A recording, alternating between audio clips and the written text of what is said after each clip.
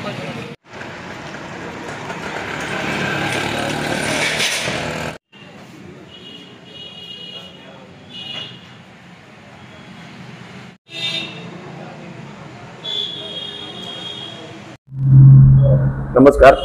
मी धनंजय आनंदराव जगदाळे, बार्शी विधानसभा 246 मतदारसंघामधून वंचित बहुजन आघाडीचा उमेदवार उभा राहिलेला आहे।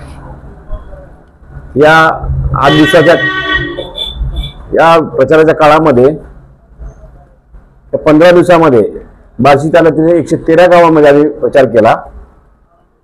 2 दिवसापासून बार्शी शहरामध्ये चालू झाला आहे। बार्शीची लोकसंख्या 3,30,000 आहे, म्हणजे मतदार, त्यामध्ये 2 लाख मतदार हा तालुक्यामधला आहे आणि 1,10,000 मतदार हा बार्शी शहरामध्ये आहे।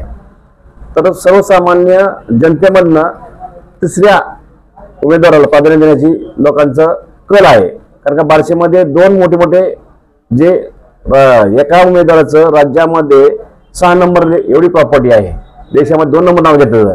दुसरा उमेदवार आहे तो 700 कोटीची ईडी त्यांच्या मागे चालू आहे।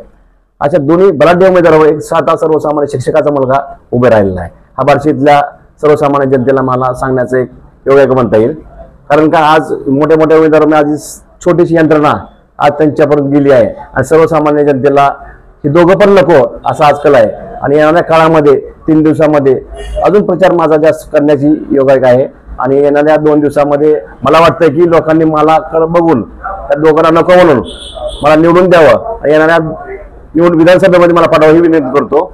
माझं चिन्ह आहे गॅस सिलेंडर। एवढं बोलतो। जय शिवराय, जय देव। प्रचाराचा मुद्दा म्हणजे ओबीसीचं राजकारण, मराठा आरक्षण हा महत्वाचा मुद्दा आहे। त्यामध्ये मराठाला आरक्षण मिळलं पाहिजे साहेबांची भूमिका आहे आणि मी ही संघर्ष मनोजदादा जरांगे यांच्याबरोबर गेलेलो आहे, भेटलेलो आहे। त्यांनी सांगितलं की साहेब मराठाला आरक्षण मिळणं गरजेचं आहे आणि ह्या बार्शी शहरामध्ये माझी उमेदवारी म्हणजे एक वंचित समाजाचं मी 7 वर्षापासून काम करतोय।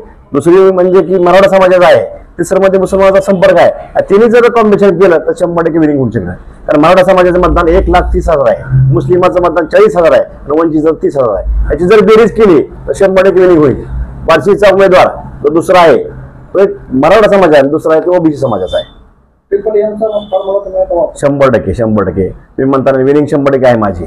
आज लोकांचा कल बार्शीतला दहशतामध्ये आहे आणि बार्शीमध्ये दहशतवाद मोठा आहे, लोक बोलू शकत नाही। विकासावर बार्शी शहर असेल किंवा तालुका असेल, त्या विकासाच्या काय बार्शीमध्ये विकास झालाच नाही आतापर्यंत। बार्शी ही जगदाळे मामा नावाचे ओळखल्यात। दुसरी म्हणजे जगामध्ये भगवंत एकाच ठिकाणी, फक्त बार्शीमध्ये। ह्या 2 फक्त बार्शी ओळखली जाते, इतर काही ओळखलं जात नाही। 100% बार्शीत दहशतीचं राजकारण जास्त आहे आणि खोटे गुन्हे हे सगळ्यात मोठं काम आहे। सर्वसामान्य युवकाला कुठल्याही खोट्या गुन्हे दाखल केले जातात, त्यामुळे इथं दहशतवाद भयमुक्त बार्शी म्हणा की आम्हाला करायची। काय आता प्लॉट घेणारे ते स्वतः जमिनी स्वतःच घेतात, सगळं तेच करतात। आता सांगायचं म्हणलं तर नगरपालिकेमध्ये एखादी गुंठेवारी करायची असेल तर तिथं एक्स्ट्रा 30,000 द्यावतात। जमीन एखादी घ्यायची असेल तर त्यांना सांगा मला घ्यायची म्हणून, तर पुढचा प्रश्न। असे बरेचसे मोठे सांगण्यासारखं नाही, आपला दिवस पुन्हा नाहीत। तुम्हाला खूप मोठा कर्मवीरांचा वारसा मिळालेला आहे, तर त्या कर्मवीरांच्या वारसदार म्हणून आपण जनतेला काय आवाहन करू इच्छिता? मला पहिल्यांदा सांगायचं की कर्मवीर जगदाळे मामा म्हणजे त्यांची गणना आपण पुढे करू शकत नाही, तर कर्मवीर बाबा पडल्यानंतर कर्मवीर जगदाळे नाव घेतलं जातं। बार्शीमध्ये 1934 साली शिवाजी शिक्षण प्रसाद मंडळाचं मंडळ तयार केलं, त्यापासून बहुजनाच्या मुलांना त्यांनी शिक्षण दिलं आणि ते नाव म्हणजे माझं जगदाळे। त्या घरामध्ये किंवा त्या गावामध्ये जन्म झालाय माझा, एवढंच माझं मी म्हणतो। आणि येणाऱ्या लोकांना सांगेल की जगदाळे नावाला मी कधी कलंक लागू देणार नाही। त्यांनी जे काम केलं तेच काय विषय काम करणार। जनशक्ती सांगूच लागायचं नाही, कारण आमच्याकडे काय जनशक्ती आहे, त्यांच्याकडे धनशक्ती आहे। त्यांच्याकडे हजारो कोटी आहेत। एका उमेदवार 700 कोटीची ईडी चालू झाली आणि एका उमेदवार काय देशामध्ये 6 नंबर आणि राज्यामध्ये 2 नंबरला आहे। ओळखून घ्या, त्यापेक्षा छोटा उमेदवार आहे ना मी। तुम्हाला तर माहितीच मनोदात संघर्ष म्हणजे आपलं मनोदादाचं त्यांच्याविषयी जे महाराष्ट्रात चाललं होतं, बार्शीमध्ये तेच होणार आहे की आपल्या आई आणि बहिणीवर काय त्यांनी हल्ला केलाय अशा उमेदवाराला पाडा हे बार्शीमध्ये राजकारण होणार आहे आणि दुसऱ्या समोरच्या उमेदवार निवडून द्या. तर दुसरा उमेदवार म्हणजे कोण आहे? मराठा समाजात धनंजय जगदाळे आज आहे.